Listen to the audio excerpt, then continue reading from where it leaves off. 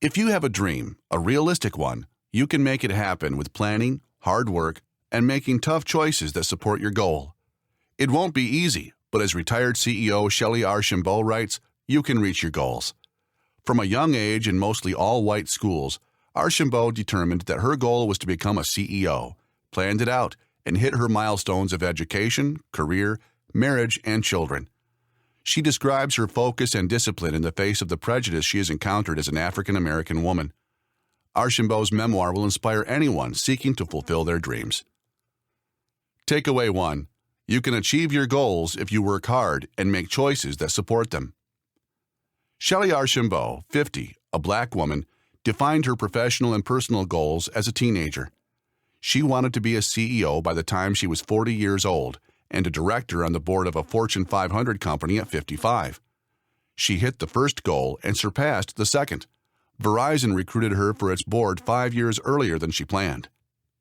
Achieving her goals took meticulous strategy, drive, and a willingness to vest in only the options that aligned with her life plan. Her success is a testament to the hard work, dignity, and aspiration she inherited from her ancestors, some of whom were enslaved people. Her family treasures one forebear's manumission deed. Archambeau believes everyone should define their unique goals for life and pursue them unapologetically. Takeaway 2. Systemic racism exists, but don't let it hold you back. Entering a primarily white school in Los Angeles the year after the murder of Martin Luther King Jr., Archambeau was a target. Her mother and father instilled in her that life isn't fair. Archambeau's family never recognized racism as a restriction of opportunities. Archambeau's father worked for IBM and moved the family to a new home with each new position. They selected neighborhoods with the best schools, which proved primarily white. Her mother, with the 4 children, would introduce herself to their new neighbors, join the PTA, and involve the kids in social clubs.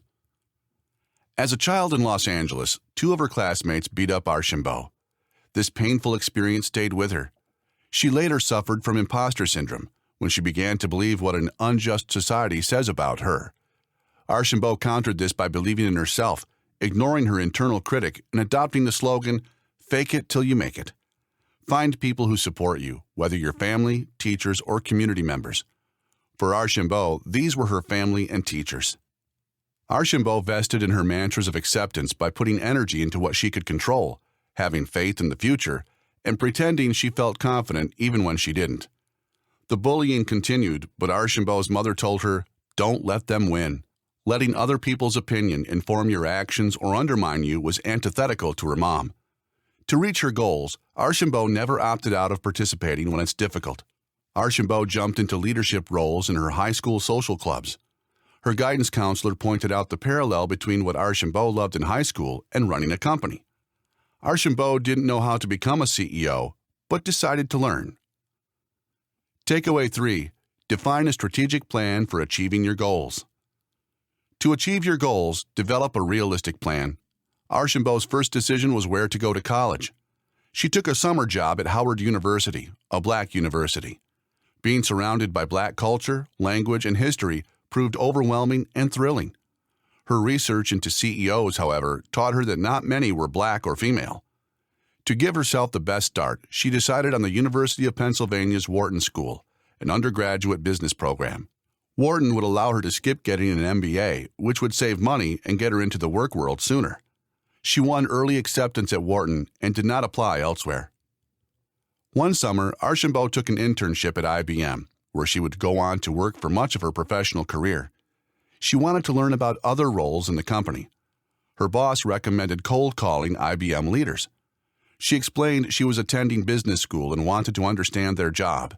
Archambeau's father received calls from company executives telling him he should feel proud of his daughter.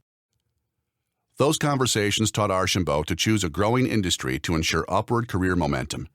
In the 1980s, technology was that industry. She realized that every upward step required her to learn the basics of that role. Back at college, she knew she needed to learn more about her own black culture. On campus, she met black students who had grown up in white neighborhoods as Archambeau had. By 19, Archambeau had her personal life mapped out.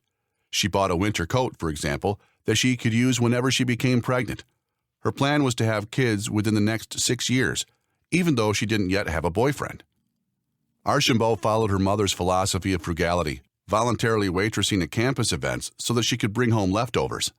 She learned as a child how a disciplined attitude about money and time would help her achieve her goals. Archambeau knows that generations of her family could not achieve the American dream. She recognizes that careers didn't happen by chance, but that they were built on the foundation of goals, plans, and actions.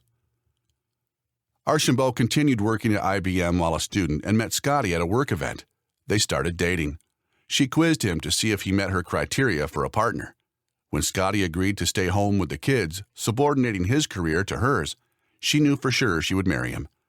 They got engaged within 4 months, although they delayed their marriage for 2 years so Archambeau could graduate. Archambeau became president of the Black Wharton organization on campus. Her peers recognized her because when she went from class to work at IBM, she always wore a suit. Archambeau always wore an outfit a notch above the standard dress code. She understood that what matters when you start working is your reputation.